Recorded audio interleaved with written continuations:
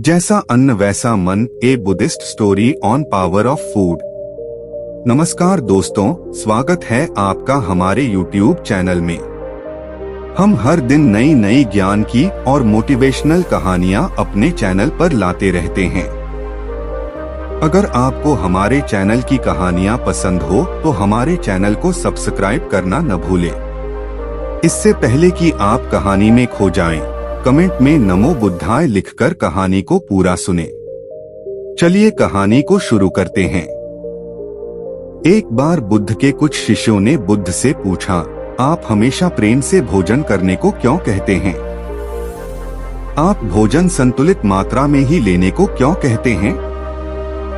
यदि हम उस भोजन को प्रेम से न खाएं तो क्या वह भोजन नहीं रह जाएगा? यदि हम बहुत अधिक भोजन कर लें तो क्या वह जहर का काम करेगा? बुद्ध ने कहा कि हम जैसा भोजन करते हैं, हमारे विचार वैसे ही बन जाते हैं। यह भोजन से बुद्ध का मतलब इन सभी चीजों से है जो भी हम लेते हैं, चाहे वह भोजन हो या जानकारी, यह दोनों ही चीजें हमारे जीवन को गहराई से प्रभावित करती हैं। बुद्ध अपने शिष्यों से कहते हैं, मैं तुम्हें एक छोटी सी कहानी सुनाता हूँ। इससे तुम्हें बेहतर ढंग से समझने में मदद मिलेगी। एक समय की बात है, एक साधु जंगल में अपनी कुटिया बनाकर रहता था। जो भी उनके पास अपनी समस्या लेकर जाता है, वे तुरंत उसकी समस्या का समाधान कर देते हैं। धीरे धीरे आसपास के गांवों से भी लोग अपनी समस्याओं का समाधान जानने के लिए उस साधु के पास आने लगे और वह सभी की समस्याओं का समाधान करते हैं। धीरे धीरे उनकी प्रसिद्धि गांव से शहर और शहर से राजधानी तक फैल गई। ऋषि की प्रसिद्धि उस राज्य के राजा के कानों तक पहुंची। तो एक दिन राजा अपने सेनापति और मंत्री के साथ उस साधु से मिलने गए। राजा ने साधु से कहा, महाराज, मैंने आपके बारे में बहुत चर्चा सुनी है। मैंने सुना है कि आपके पास हर समस्या का समाधान है, इसलिए मुझे लगता है कि हमारी राज्य अदालत में आपकी सबसे ज्यादा जरूरत है, जहां लोग हर दिन नई समस्याएं लेकर आते हैं। आप यहाँ जंगल में अपना समय क्यों बर्बाद कर रहे हैं? आपको यहाँ उचित भोजन भी नहीं मिलेगा। जंगली फलों को तोड़कर खाना चाहिए। पत्थरों पर सोना पड़ेगा। आप हमारे साथ हमारे महल में आएं, वहाँ आपको हर सुविधा दी जाएगी। खाने के लिए स्वादिष्ट व्यंजन होंगे, आप इनका स्वाद लीजिए। आप यहाँ अपना समय क्यों बर्बाद कर रहे हैं? आप हमारे साथ हमारे राज दरबार में बैठिए और राज दरबार की शोभा बढ़ाइए। वह साधु उस राजा को बहुत मना करता है, लेकिन राजा नहीं मानता। उसके चरणों में गिर जाता है और अंत में साधु को अपने साथ महल में ले जाता है। और महल में वह राजा अनेक प्रकार के दान देता है। उस भिक्षु को सुख सुविधा की पूरी व्यवस्था करता है। धीरे धीरे समय बीतता जाता है और इसके साथ ही धीरे धीरे साधु का व्यवहार भी बदल जाता है। आपको यकीन नहीं होगा कि राजा के महल में रहते रहते उस साधु का व्यवहार पूरी तरह से बदल जाता है। ये बात उस साधु को भी समझ नहीं आती कि उसका स्वभाव इतना क्यों बदल रहा है।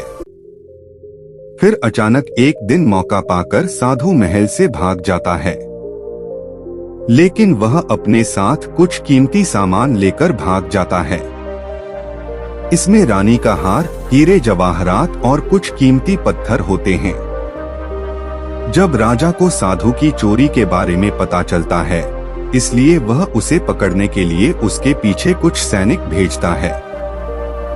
सैनिक साधु को हर जगह ढूंढते हैं, लेकिन वह कहीं नहीं मिलता। साधु जंगल की ओर भागता है और भागते भागते थक जाता है। फिर जंगल के बीच में आकर एक पेड़ के नीचे बैठ जाता है। जैसे ही वह पेड़ के नीचे बैठ जाता है, तभी पेड़ से एक फल टूटकर उस साधु के पास गिरता है। साधु बहुत भूखा था, इसलिए उसने फल खा लिया। वह फल एक औषधि है जो पेट में जाने के बाद उसे बीमार कर देता है। यदि अनावश्यक रूप से दवा ली जाए तो यह शरीर को नुकसान पहुंचा सकता है। वह औषधि उस साधु को बहुत बीमार कर देती है। वह इतना बीमार हो जाता है कि उसकी मृत्यु होने वाली होती है और उसका शरीर लकड़ी की तरह सूख जाता है। अब उस साधु के मन में विचार आया कि मैं उस राजा का धन लेकर क्यों भाग रहा हूँ। मैं तो एक साधु था, न जाने मुझे क्या हो गया कि मैं यह धन लेकर व्यर्थ नहीं भाग रहा हूँ। यह विचार आते ही वह साधु आत्मग्लानि से भर जाता है। वह बहुत पश्चाताप करता है और महल में वापस चला जाता है और राजा का धन लौटाने लगता है। और राजा साधु से पूछता है कि तुम्हें जब यह धन लौटाना था तो फिर आप यह धन लेकर क्यों भाग गए। यह सुनकर साधु राजा से कहता है, क्षमा करें महाराज, लेकिन पिछले कुछ महीनों से मैंने आपका भोजन खाया, इसलिए मैंने बिल्कुल आपके जैसा ही सोचा। उस पेड़ को शुभकामनाएं जिसने मुझे वह औषधीय फल दिया, उसे खाने से मैं बीमार हो गया और जो कुछ मैंने तुम्हारा खाया वह उस बीमारी में चला गया और तब मुझे एहसास हुआ कि मैं कितना गलत कर रहा था। वह साधु राजा से कहता है कि तुम्हारे पास जो भी धन है वह तुमने मेहनत करके नहीं कमाया है, या तो तुमने इसे चुरा लिया या पुनः प्राप्त कर लिया। इसीलिए इस धन के उपयोग में मेरी बुद्धि भ्रष्ट हो गई थी। कथा समाप्त होने के बाद बुद्ध शिष्यों से कहते हैं, हम जो स्वीकार करते हैं वही हमारा भविष्य तय करता है।